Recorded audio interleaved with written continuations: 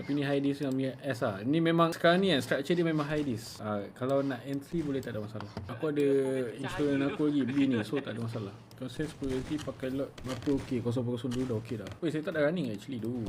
SK je, tapi ni high disc tau sebab movement memang tak ada ni. TP mana tu? TP base bawah tu. Tu ada running 30 pips. Okay, the setup already running 30 pips boys, ladies and gentlemen. P area sini 4027 ni boleh. Area 4027 sampailah 4028. So tu dalam 50 pips. Ni pun saya ambil 50 pip je.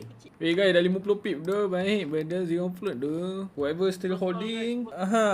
51 pips. Sebab datang aku dah bagi dah. Wih, running sharp weh. What the fuck? 55 pip. Memang akulah. Weh, Juna weh. Main gila.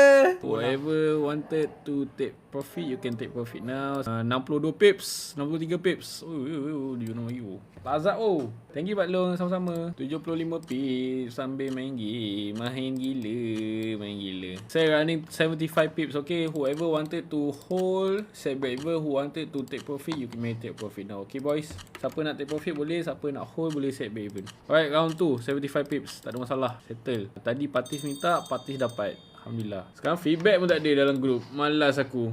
Wih, 93 pip weh, serat weh. Mal, aku pun zero float babi. Feedback pun tak ada mal. Tak ngam weh, tak ada mood aku. Sebab tu lah Pak Long tak live trade kalau tak.